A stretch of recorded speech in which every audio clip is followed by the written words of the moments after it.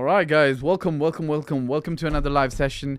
We're gonna be together for about 20 minutes or so. If you've got questions, shoot them straight through. I'm talking about YouTube, or even if you have any questions on Instagram, I'm happy to answer. Okay, I'm gonna be taking questions that people have been asking me on regular basis. Like, so, guys, if you have questions, and when you ask these questions on my Instagram account or my YouTube account, we collate the questions and we come up and we answer the questions. Okay, everybody who's joined in, thank you very much. Hi, Saad, Sam, OVZP4. Maybe we just go over here and have a look. Her name is Gab, Sam, Amr Kamal, Kasra, Fahad Naeem, Akram Saeed, Gabriel, Shiamo Mashitisho. Hey, welcome. That sounds like a Japanese name. Maybe you tell me if you are Japanese or not. Hey, everybody who's joined in, guys, welcome. You've got questions, Kasra? Hi, hello to you. You got questions, just ask. I will take them, and I will be taking up questions that others have already asked me so that they can benefit from the questions they've asked. You can benefit from being here, and then everybody benefits. Okay, Fahd Dawood, yes, hello, hi.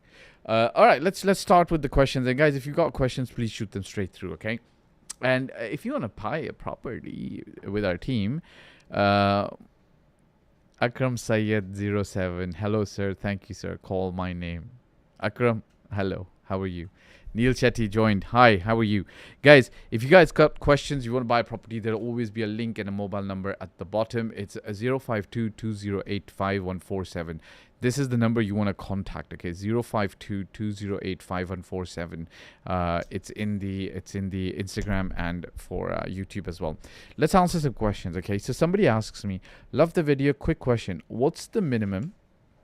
So this person asks, what's the minimum you recommend to bring along for 6 months in AED? Thanks in advance. So somebody over there already answered, which I'm really happy. Thank you Salman Abbas for answering. Salima Abbasi for answering. And this person said 50,000 dirhams. And then when I looked at 50,000, I was like, that sounds like a decent amount of money for somebody coming to Dubai to start a business, to start as a real estate agent. But then I looked at, like, if you divide 50 by 6 months, that's literally, how much is that going to be? About 8,000 dirhams. 8 into 6, I think it's 48. Is it 48?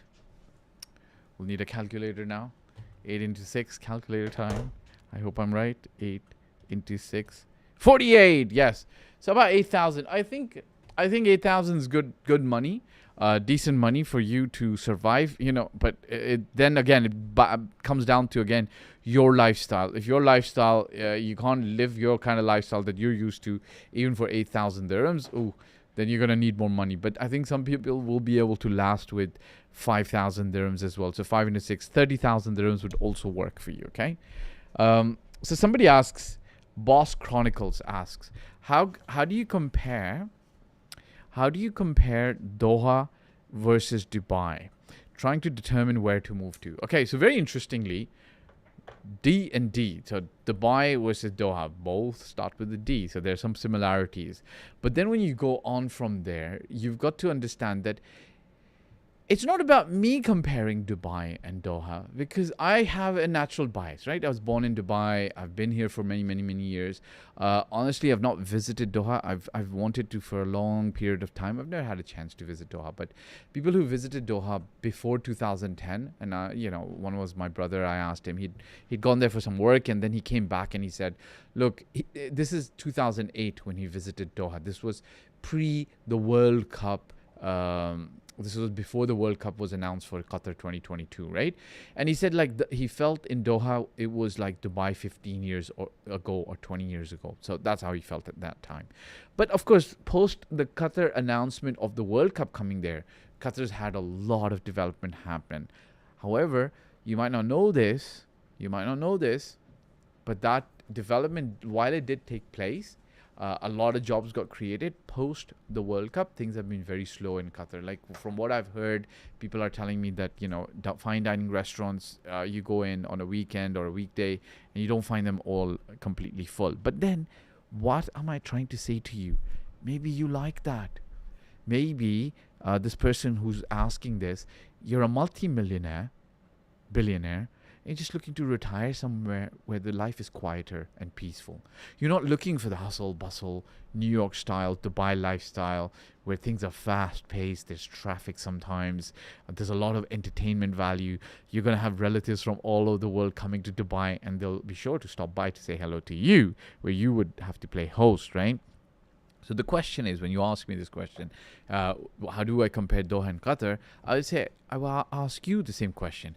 How would you, based on your values and your metrics, compare Doha and Qatar? So I would say, build 5 to 10 major things that are important for you in life, and then compare Doha and Qatar on that. I'll give you some examples, okay? Pace of life. Ask yourself, do you like a fast-paced life? Do you like a slow-paced life? Right? Maybe you like the medium-paced life. Maybe you like connectivity to the rest of the world, which is very important. Maybe you're okay. So let's go through the ranks. Pace of life, connectivity, okay, to the rest of the world. Now, it's pretty good because Qatar Airways is right up there with the world's best. So if you like to travel a lot, you know, you don't have to take flights from Dubai to someplace else.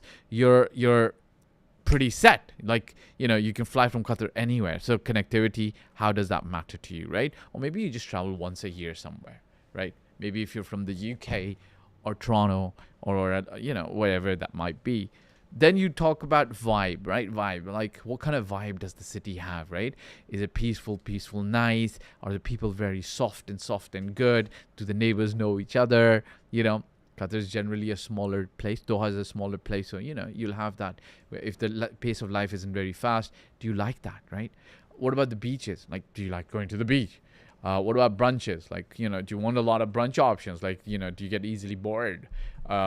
Taxes, right? So there's Dubai, I believe, has corporate tax. I don't know about Doha, Qatar. They don't have corporate tax. Dubai is slowly, gradually introducing that. So if you're a business person and you're going to be running a business, do you want that? Values, right? Both are conservative, traditional, family-oriented values. I would say religious as well. The main religion in both the countries is Islam, right? They're both Muslim countries. But when it comes to values, now I can't compare Doha, but in Dubai you can pretty much find entertainment and the mosque, right? So it's kind of like that. So the point I'm trying to make to you is the main thing is you've got to establish your criteria, then compare the cities on your criteria. Did that make sense? Hope I made sense. All right, guys, welcome everybody on Instagram. Welcome everybody who's on YouTube. If you guys got questions, please don't hesitate. Send them across to me. I'll be happy to answer them, okay? And everybody who's here, welcome. Everybody who showed up, Malin, Ahsan, Zahid, Ayaz Muzaffar, Ziyuvuddin, Azhar Syed, Kunal. A lot of you guys are probably fasting. So it's the morning time, right? How's the fast going? Alhamdulillah. A lot of the team here is also fasting. They're not eating as well. So, you know, so our energy levels are all high, right? Yes, guys? Yes, almost. All right. Okay. Let's talk about another question that came up. Assalamu alaikum. Is there a mosque already in the neighborhood? I don't see any on the map. So they're talking about Dubai Creek Harbor. Very interesting point. So there is, from my personal opinion, from my personal knowledge, there's no mosque in Dubai Creek Harbor. There are prayer rooms. We call them musallas. So if you go to any of the 5-star hotels, Vida, Address Grand, there are always prayer rooms there. The Imar Sales Center has a prayer room. So if you're in there trying to buy a property, you can go and pray. Now, the quick question, the thing, however, is you might be thinking as a Muslim, you'd be like, oh my God, what if we end up going and living in Dubai Creek Harbor? Or what if I buy a property in Creek Harbor? There's no mosque there. So what am I going to do? How am I going to manage? Well, I've got to tell you something. Look, Imar will bring a mosque there. It's not going to be like never, never, never. They will at a certain time when the community demands it. When not the community, when there's enough people that need a mosque, they will bring a mosque. Because every single Imar community already has a mosque. So this will also have a mosque. It's just a matter of time. So you don't have to worry about that, in my opinion. Okay, let's ask. Guys, if you guys got questions, please don't hesitate to ask me on Instagram or YouTube. I'll be very happy to answer and indulge in your questions. If you're just stopping by to say hi, thank you very much. Welcome everybody. Kunal Munza Khan, Dr. Ishhana Ahmed. Okay, welcome. All right, check this out. Another question. Somebody asks. No, it's a comment that they make and then they ask me a question. Okay.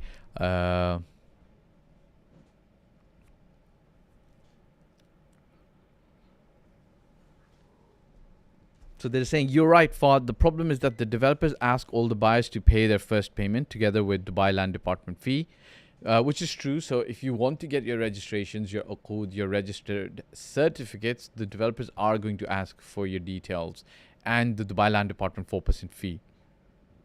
And just give you a promise of getting uqud or DLD registration within some days. When it's delays, the buyers would be advised as next week, next month, whatsoever. You have no way to get back your money as... And this person says the name of the developer. Listen, I gotta advise you. This is what you're saying. It could be true at some stages, but don't think that you've got no way to get your money back. Look, if the developers are not doing your registrations and giving you codes and certificates, you do have the right to get your money back. The only thing you've got to do is you've got to approach it in the right way. Like put it on email.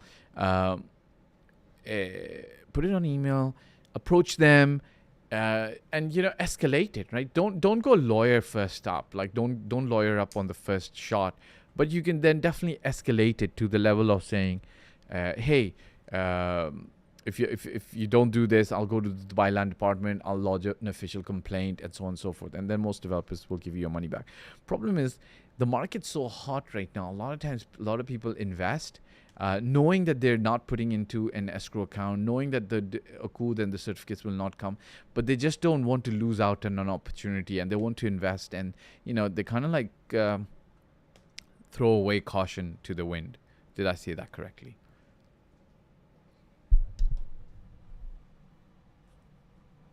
So Tony Ayub asks me, what do you think about The Woods by Majid Al Futtaim in Dubai Land? Yeah, I think it's going to be pretty good. That place, so let's look at location first. That place is really coming up, right? So for the longest period of time, the only two things that existed in that area was IMG World. Okay, so this is the largest indoor theme park in Dubai, I think it is, or the Middle East. And then Global Village, right? And everybody going there always felt like, oh my God, where are we going? Like, it's so far. Well, it was never far. Like, it's literally 20 minutes within the city. Like, if you're close to downtown or the airport, it's 20 minutes and you're there. Now, all of a sudden, that place is starting to really pick up, because across from there, Arabian Ranches 3 is now a developed community. Like, people are starting to live there. Shoba Reserves launched villas there. There's another project called California Village over there. And then, Majid Al Futtaim's coming up with The Woods. And, Majid Al Futtaim did a pretty good job. I've not been to Talal Al Ghaf to see the end product. Some people have told me that the villas are like this, like that. I don't want to say yes, good, bad, ugly, because I've not been there myself. But go and visit over there, see how things are. I think as a developer, they're getting into their own, and they're going to know what they're doing as they move on, right? Okay, cool. So I think it's good. Pending evaluation, is it good for you, right? That's the question, right? And if you really want to know, then get in touch. We have an advisory service. There's a mobile number over here that you can reach out to. On Instagram, if you don't have the mobile number, I'm going to tell you, it's 052 208 5147. Okay, this is the mobile number. All right, this is the number you've got to call to get in touch, right? Fill up a form. Let's walk, let's talk, guys. If you got any other questions, happy to answer, right? Please don't hesitate to ask. Somebody asks, do you need to pay it in full, or bank loan is also fine as long as the value of property is 750k? No, when it's 750k, you've got to pay it in full. That's to the best of my knowledge, okay?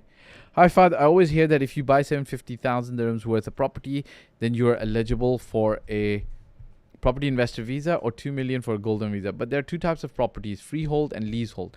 Does it have to be freehold, or is leasehold also okay as long as the price is met? From what I know, the best information that I have, it could be leasehold as well, because you're still investing in the Dubai market. I would recommend that if you don't have to buy leasehold, you can buy freehold. But sometimes leasehold just makes sense because the price points are a little bit lower, and it's just a lot better. Hey guys, we're going to be winding up this live now in the next couple of minutes. My team's thinking no, yes, I don't know. We're already 15 minutes. Yeah, like, come on, man. If you guys have interesting questions, send them across. I'll be happy to answer. But we've got a few more questions, and I'm happy to then say goodbye for now and then next week. Okay, 2 more questions coming up. Well, so somebody asks,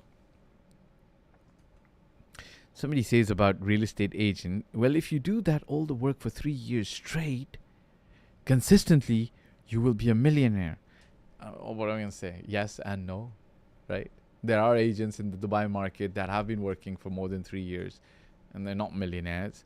And there are agents who've worked for 3 years and more and they are millionaires. I think it's not about, so you said work.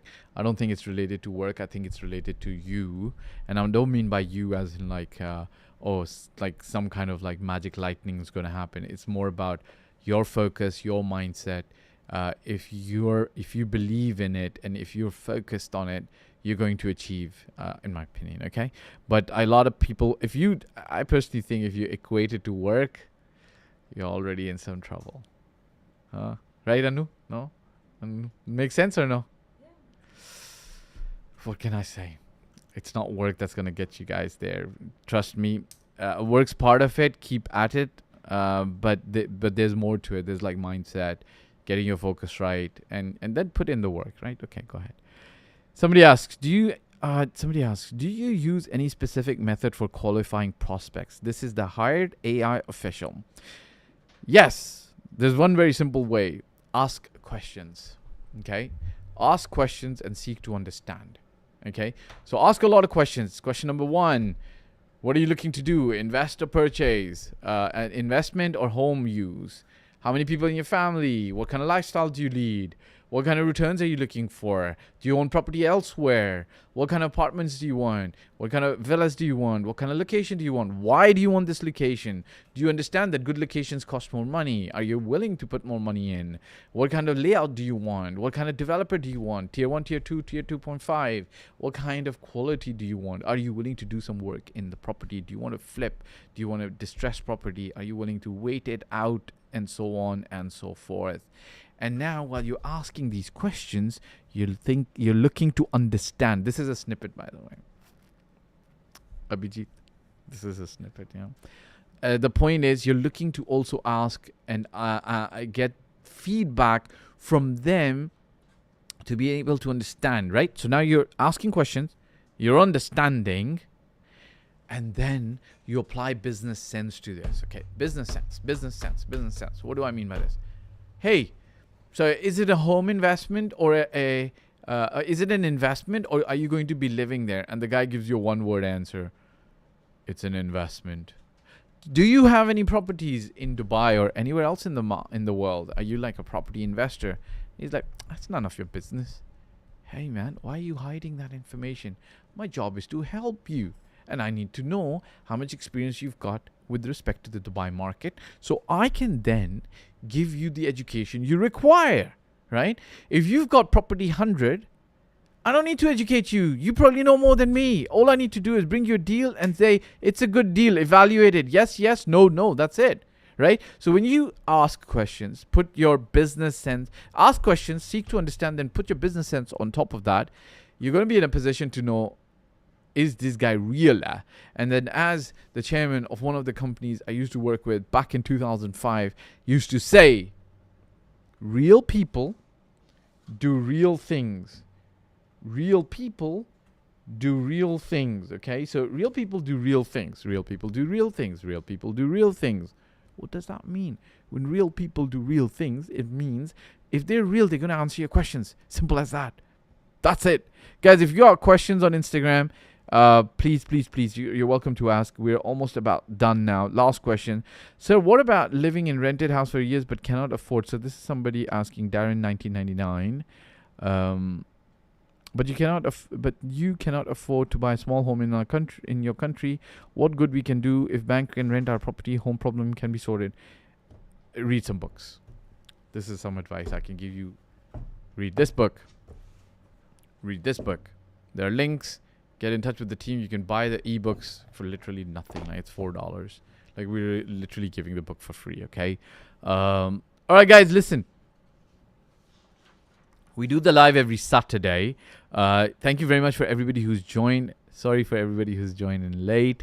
If you've not put a question in, if you put a question in, I pretty much answered. If I've missed any question, I apologize. Guys, if I miss a question, you're always welcome to ask me twice, right?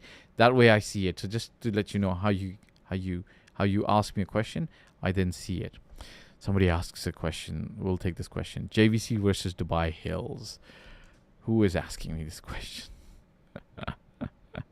All right, Saad, I'll answer your question, okay, brother. JVC versus Dubai Hills. You can't. So let me answer this question, okay? So let me answer this question briefly. JVC versus Dubai Hills. Abhijit. JVC versus Dubai Hills, right? It's not an apple to apple comparison at all, okay? And I'll start with this. Dubai Hills is a master planned community by one developer. It's Imar. Okay, there was Miras involved because it was Miras's land, but it was Imar that did everything. And then that master planned community was completely developed by Imar until a few plots were sold to a few independent developers that did some work over there. Okay, did some few buildings over there. But 98% of the community is built by Imar. It's a master planned community built by Imar, which means when one developer is building a master plan community, they integrate everything very well, right? So there's townhouses in one side, there's villas on one side, there's a mall over here, then there's a segregation to the other side where the more expensive townhouses and villas start, which is the golf course mansions and villas. Then there's a lot of apartments around a park, and the park's amazingly full because a lot of kids come and play over there in the evening. There's a hospital, and bless you all with all amazing health. May you never have to go to any hospital ever. There's a school. There's good, easy access, right? Even before Dubai Hills community got very busy, Imar built extra access roads into the mall, into the community, so on and so forth. JVC, on the other hand, is master planned by Nakhil, but inside JVC, there's maybe about 300 developers, right? The small, the big, the big, the big, the small, the big, the bigger. Every kind of developer is there. And their developments that they've done are vary in size, in quality, in community building, in what they add to in terms of value. There's the guy who's done some development that added no value, never built anything else in Dubai. They just moved on. There's the people who did some good stuff. They've added value. They've done really well. Then there's the bigger developers who've done really well. They have added a lot of value. They give the vibe to JVC. But overall, it's 300 developers compared to one. Or more organized, less organized. But then inside JVC, you can then start looking at good developers, good projects, so on and so forth. When it comes to location, both are pretty much well placed. Okay, Dubai Hills and JVC, very, very well placed to the main artery of Sheikh Zayed Road. So you see where I'm going down the road. You can't compare Dubai Hills and JVC. You would actually compare Dubai Hills with another master plan community like Damac Hills. Is it Damac Hills? Yeah, Damac Hills, right? Damac Hills. So all of it is built by Damac, right? It's got the building, the villa, the mansion, the golf course component. Or you would compare it to Tilal Al Khaf, right? So a master plan community gets compared to another master plan community. It's like comparing a basketball player to a cricket player. Not going to make sense, right? Or a basketball player to kabaddi player. Kabaddi is another game that's played in the South Asian continent. So I'm not saying JVC is kabaddi player, but you get my vibe, right? You get my vibe. So Dubai Hills, different price points. You're not going to get super cheap stuff over there, but it's a lot of value, right? Okay, so hopefully I was able to make my point, right? Somebody asks, Victory Heights Golf View. Amazing, right? So there's Victory Heights, and the people living there have their own community. From what I understand, they love living there. They love the place. Dubai Sports City, it generally lacks retail, has its own interesting points with the buildings and all of that. It's interesting. It's not a bad place. Victory Heights, though, is a sanctuary around a golf course inside the Dubai Sports City with amazing villas. I think they range from they might start from 4 million to all the way up to 10, 12, 13 million and so on and so forth. But if it's golf view, it's amazing. It's beautiful. You get a villa there, do a lot of refurbishment there because those villas are old now. So if you do a lot of decent amount of refurbishment, Umair, I'm answering your question. Umair Kari. Guys, if you ask me to refer to a question above, just repeat the question. It's easier for me. I appreciate that you've just... Umair, I'm answering your Victory Heights question, by the way, right now. So the idea is that you would look at Victory Heights is really good. If you're going to buy there, your job is to then get the best deal possible. But you got to know that if you're buying a Victory Heights villa, backing up to the golf course when the market's super hot right now in a community that's very developed and a lot of people love living there because they've got neighbors, friends, and so on and so forth who live there, you're going to pay a pretty smiling premium. Okay, so you're going to pay a premium. But overall, is the place good? Yes. I think the houses are a little old. You're going to have to do, I think it's time Victory Heights, and a lot of those houses are getting a lot of work done, and it's fine, right? You do the work to be able to upgrade it. Okay. So you bought in Sports City facing Victory Heights and Golf View, 8th floor, 1 BHK. Okay, that's good. If it's full Golf View in Victory Heights, it's a good investment. Inshallah, it'll be good. I don't know the developer. You've got to see who the developer is. If it's a really good developer, it's really good building. They have a good reputation for handing over. Just go and visit their other developments. If they've done good with their other developments, you're going to be okay. If they've done really, really bad with their other developments and the management's really poor in that, try to sell at a premium and exit. All right, guys, listen, we're going to say goodbye to you today. There is a link below, or you can actually contact this number, 052-208-5147. Let me repeat that, 052-208-5147. And then you can actually absolutely get in touch with us and the team so that we can guide you on how to buy the best property for yourself and start building wealth in Dubai. Thank you very much. Jazakallah khair for being on this live, asking me questions, staying engaged with me. It's Saturdays. We go live, generally speaking, 9:30, 9 o'clock non-Ramadan, right? 9:30? No, without Ramadan. 9:45. We're not sure. Okay.